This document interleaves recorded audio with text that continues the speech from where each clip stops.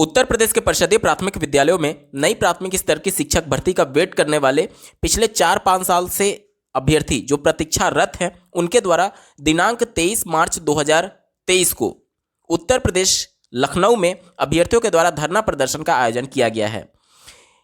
अभ्यर्थी सरकार पर जमीनी स्तर पर उतर करके दबाव बनाना चाहते हैं ताकि कम से कम नई प्राथमिक स्तर की शिक्षक भर्ती जो कि 5 सालों से वेट किया जा रहा है अभ्यर्थियों के द्वारा, उस पर सरकार विचार करे। क्या इसके बदौलत केवल शिक्षक भर्ती आ सकती है? इसके रिगार्डिंग डिटेल में बात करेंगे, अंत तक जुड़े रहिएगा, क्योंकि अगर अन्य पक्षों को आपने इग्नोर किया तो शिक्षक भर्ती की रास्ते और ज्यादा कठिन हो सकते हैं।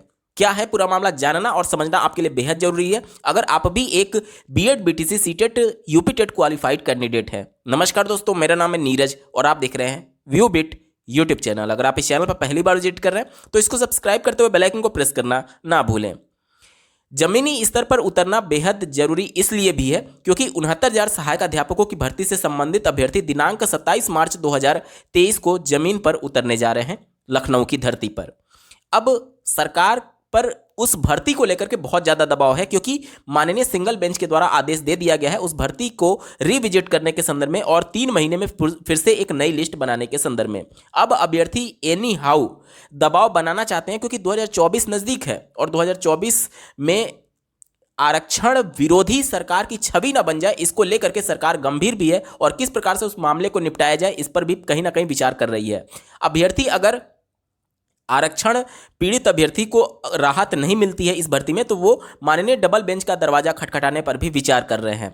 इस पर निश्चित तौर पर अगर ये मामला डबल बेंच जाता है तो फिर से बड़े चेंजेस देखने को मिल सकते हैं। इस वजह से बेसिक शिक्षा विभाग और उत्तर प्रदेश सरकार के द्वारा उस भर्ती प्रक्रिया और आरक्षण से संबंधित अभ्यर्थियों पर कड़ी नजर होगी कि उनका अगला कदम क्या होने वाला है और राज्य सरकार या फिर basic education department any how इस भर्ती को कंप्लीट करने के पक्ष में है, चाहे उसमें नई सीटें क्यों ना जोड़नी पड़े। नई सीटें जोड़नी ही पड़ेंगी क्योंकि माननीय सिंगल बेंच के द्वारा स्पष्ट शब्दों में यह कहा गया है कि जो पहले से चयनित अभ्यर्थी हैं अगर वो नए लिस्ट में नहीं भी आते हैं तो भी उनको पॉलिसी बना करके उनको सिस्टम में रखना पड़ेगा, यानी मजबूरी है कि उनको बाहर नहीं निकाल सकते। तो सीधे तौर पर नए अभ्यर्थी जो लिस्ट में आएंगे उनको पद देने ही पड़ेंगे, यानी शिक्षक भर्ती जो 69,000 सहायक अध्यापकों की भर्ती कंप्लीट हो चुकी है अब उसमें नए पद जोड़ना मजबूरी बन गई है।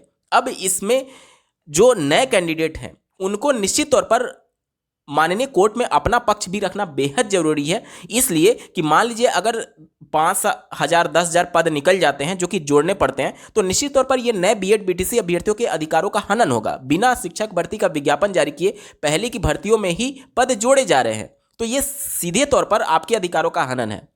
यहां पर जो पहले के कैंडिडेट हैं 69,000 सहायक अध्यापकों की भर्ती से जुड़े हुए अभ्यर्थी हैं उनका कोई भी गलती नहीं है। ये निश्चित तौर पर सही से लिस्ट ना बना पाने की वजह से ये पूरी तरीके से मामले उजागर हुए जिसमें अभ्यर्थियों का कोई भी दोष नहीं है। तो अगर कोई अभ्यर्थी छूट रहा है जो लिस्ट में नहीं था, निश्चित तौर पर वो एक तरीके से चयन पाने का पूरा अधिकार रखता है, लेकिन नए कैंडिडेट की इसमें क्या गलती है कि उनके सीट उनको दे दिए जाए। तो दोनों तरह से एक तरीके से देखा जाए तो बेसिक एजुकेशन डिपार्टमेंट की गलतियों का खामियाजा चाहे नए कैंडिडेट भुगतेंगे या फिर 69,000 सहायक अध्यापकों की भर्ती से जुड़े अभ्यर्थी ही भुगतेंगे। दोनों मामले में आप देखेंगे तो नुकसान अभ्यर्थियों का ही है। बेसिक एजुकेशन डिपार्टमेंट ज्यादा से ज्यादा सीटों को जोड़ देगा।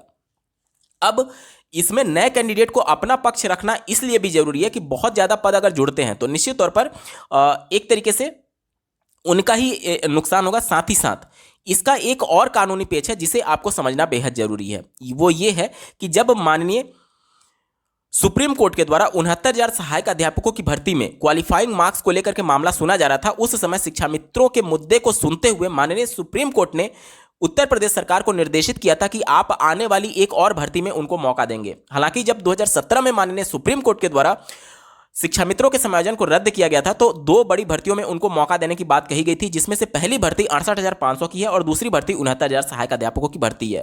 तो माननीय सुप्रीम कोर्ट के 2017 के फैसले के अनुसार उनका मौका समाप्त हो रहा था 69,000 भर्तियों के साथ ही, लेकिन माननीय सुप्रीम कोर्ट ने जब 69,000 मामले की सुनवाई की तो फिर से एक बार नया मौका देने के लिए उत्तर प्रदेश सरकार को निर्देशित किया और उस समय राज्य सरकार ने माननीय सुप्रीम कोर्ट में यह स्वीकार भी किया कि हाँ, हम आने वाली भर्ती में शिक्षा मित्रों को एक बार और मौका देंगे। मौका कैसे मिलेगा? उनको एज में रिलैक्सेशन, साथ ही साथ जो 25 अंक का अतिरिक्त भारांक दिया गया 69,000 सहायक अध्यापकों की भर्ती में वो इस भर्ती में भी दिया जाएगा जो भविष्य में आने वाली होगी।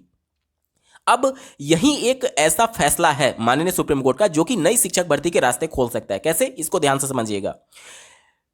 जब माननीय सुप्रीम कोर्ट के द्वारा यह फैसला दिया गया, उस समय से अब तक कुछ शिक्षा मित्र रिटायर हो चुके हैं।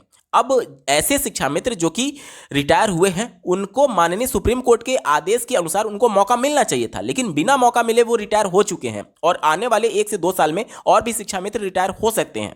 तो आप इन पॉइंट को आधार बनाते हुए कोर्ट जा सकते हैं और बिना शिक्षा मित्रों की मदद से ये संभव भी नहीं हो पाएगा, क्योंकि नई शिक्षक भर्ती के रास्ते तभी खुल पाएंगे क्योंकि माननीय सुप्रीम कोर्ट ने शिक्षा मित्रों के फेवर में फैसला दिया हुआ है और माननीय सुप्रीम कोर्ट में से जो फैसला आया हुआ है वो शिक्षा मित्रों के फेवर में था। अब अगर आप शिक्षा मित्रों के कंधे पर रखते हुए अगर आगे बढ़ेंगे तभी आपके लिए रास्ते खुलेंगे और इसमें शिक्षा मित्रों के साथ साथ नए बीएड बीटीसी कैंडिडेट को भी सामने आना होगा, तभी कुछ रास्ते खुलेंगे, क्योंकि उनका ही अधिकार है कि नए शिक्षक भर्ती में उनको मौका मिले। अन्यथा की कंडीशन में 1-2 साल में और ज्यादा शिक्षा मित्र बिना मौका पाए ही रिटायर हो जाएंगे। तो निश्चित तौर पर माननीय सुप्रीम कोर्ट के आदेश के तहत उनके अधिकारों का हनन हो रहा है, जिसकी वजह से उनको मौका मिलना चाहिए। और मौका कैसे मिलेगा? जाहिर सी बात है, जब नई शिक्षक भर्ती आएगी तभी तो मौका मिलेगा।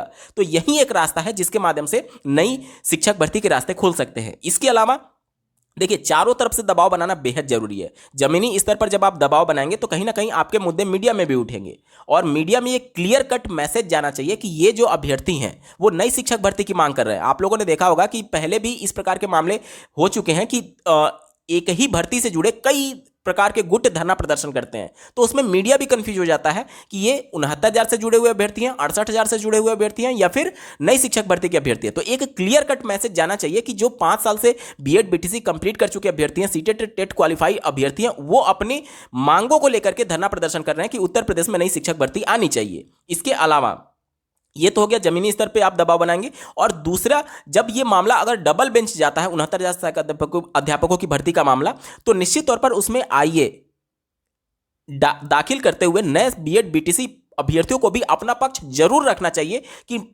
पद जोड़ने से निश्चित तौर पर नए अभ्यर्थियों के अधिकारों का हनन हो रहा है। साथ ही साथ अगर आप जल्दी शिक्षक भर्ती के लिए रास्ते खोलना चाहते हैं तो निश्चित तौर पर जो माननीय सुप्रीम कोर्ट के द्वारा शिक्षा मित्रों के फेवर में फैसला दिया गया कि आने वाली शिक्षक भर्ती में इनको मौका दिया जाएगा, और उस पॉइंट को आप आधार बना करके कोर्ट जा सकते हैं कि बिना मौका मिले कई शिक्षा मित्र रिटायर हो चुके हैं और आने वाले 1-2 साल में रिटायर हो जाएंगे। अगर आप बेसिक एजुकेशन डिपार्टमेंट के ही एक तरीके से उसके भरोसे ही बैठेंगे तो निश्चित तौर पर शिक्षक भर्ती 2026 में आएगी या 27 में आएगी, कोई भी अभी नहीं कह सकता। क्यों?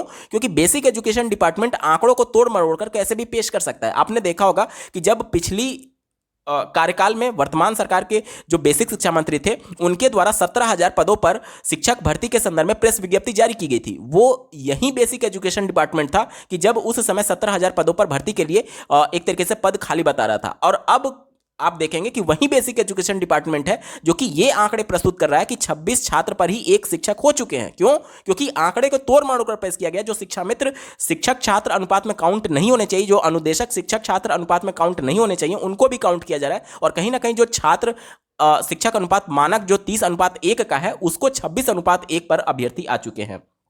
अब अगर केवल बेसिक एजुकेशन डिपार्टमेंट के भरोसे आप बैठेंगे तो 26:1 से जब नए पद सृजित होंगे, कब होंगे? जब 30:1 से ज्यादा बढ़ेगा तभी तो होगा, क्योंकि 30 तक तो मानक ही है। तो अभी 4 अनुपात ऐसा है जो कि अभी एक्सेस में टीचर है।